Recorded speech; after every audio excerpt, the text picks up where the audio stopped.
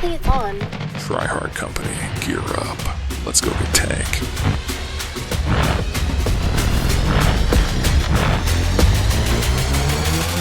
Yeah.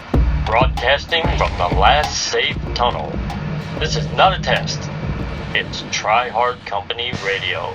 And if you're hearing this, you're still breathing. For now. Stunning. Atmospheric. Heroic. New. Gross. Intriguing. Defines creepy. I'm excited, folks, and I'm talking about Alien Earth on FX. I love it. Oh my God. I'm Oklahoma Ward, director of Call or Die, and also director, editor, etc., for my new project, ripped from the world of Call or Die, TRYHARD Company. A 6-part, 1 hour longish series following the Chronicles of TANK, powerfully brought to life via Nicole Alonso. Follow me and all the progress of the series at tryhardseries.com. I'm here with our first radio transmission way before we hit our official PR for the series, which is coming soon. I'm gobsmacked that you're here, and today we're talking Alien Earth. Why I love it? Alien, probably one of my top 3 movies of all time. Aliens, definitely in my top 50 of all time. For me, Alien nudges it just a hair, because I'm more of an atmospheric, lighting, creepy, I like things not shown as much. Plus, I thought whenever you're writing a horror film, that one of the hardest things to do, especially in today's time, because we have all sorts of electronic devices, is how do you get somebody somewhere where they can't receive any help? It's very hard to do today. You know, back in the 70s and all that, 2 people going on a trip out to the wilderness and one person showing up and you're like, man, you're all alone and you cannot get any help. Now they try to do it a lot by going, you can't get a signal. But I don't think there's anywhere left in, especially in America, that you can't get a signal. But anyway, so I always see how people try to get around this. The phone battery dies. That's one we've seen all the time, right? Well, what Alien did so well is you had all these truckers in space, right? They weren't military people. They didn't have guns and all that. They weren't trained soldiers, but they were caught in a metal tube up in space with an alien and no weapons and no training. Terrifying, right? Terrifying. That's why I love tunnels. That part where Bishop got in the tunnel in Aliens. Terrified me because how do you fight? You can't even move your elbows. Like if something's in front of you, how you both are gonna hit.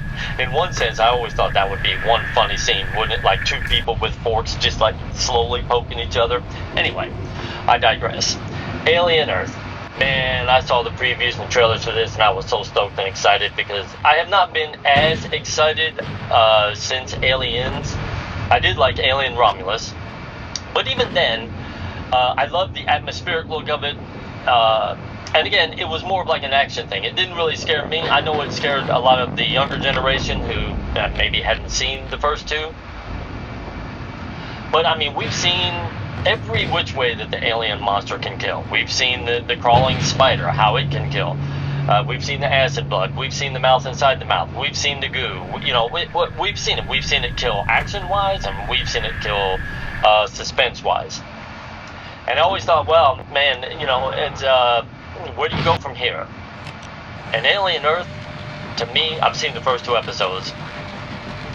I'll tell you when I'm going to give a spoiler. I absolutely loved it. I absolutely loved it. Because they did multiple things.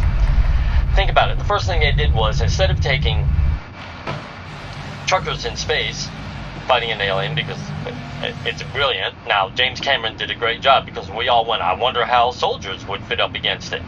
But non-soldiers, terrifying, right? Be like my mom up there with frying pan. How are you going to try and kill this alien? Okay. So that added to the suspense. But how do you do that now moving forward? They've got synthetics with children's brains. They're very smart, but they see the world as a child, which gives them a bit of a disadvantage.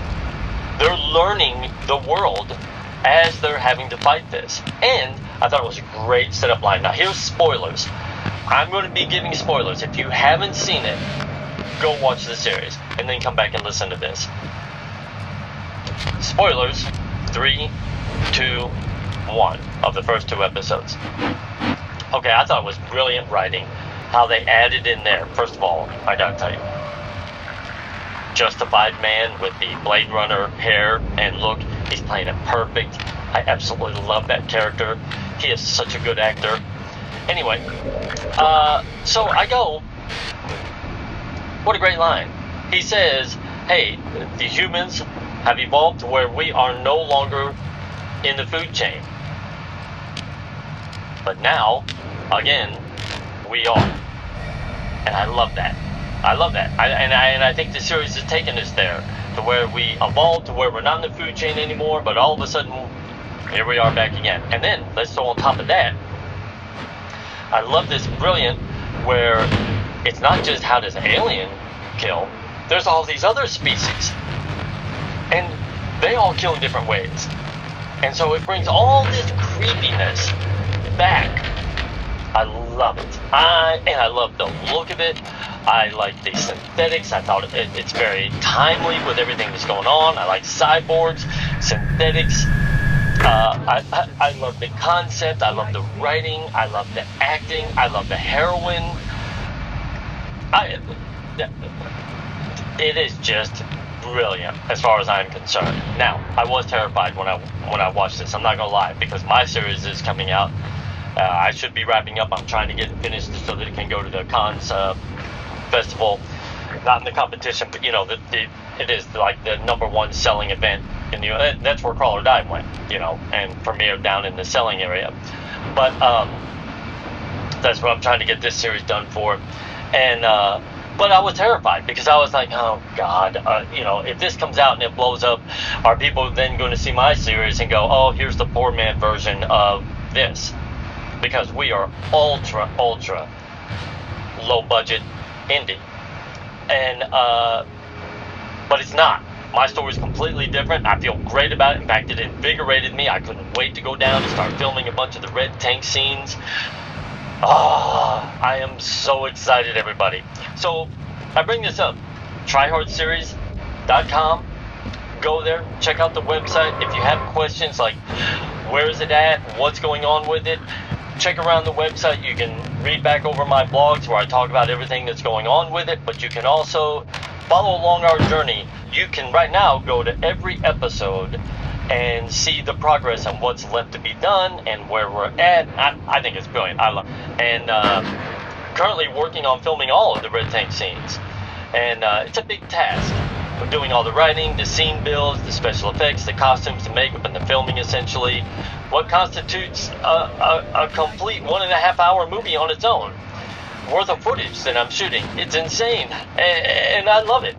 And what is red tank? Well, some say red tank was seen in the tunnel footage. Others say that might have just been blood on the lens. And that's all for now. That's all we're saying. If you keep going back and checking out the blog, join all the sites. And the radio transmission is going to be coming probably every week, leading up to the finish of the series and the launch, the huge launch campaign that we're going to do for the PR. Love you guys. I'm having a blast with the blog. I'm loving it. I'm loving how the series is all coming together. And there you go. Until next time, buckle up and knuckle up. Love you guys. Until the next breach in the static, create like no one's watching, because they are. And my friends, you've been listening to Try Hard Radio Underground, and the next transmission, when the tunnel allows. This is Oklahoma Ward, signing out.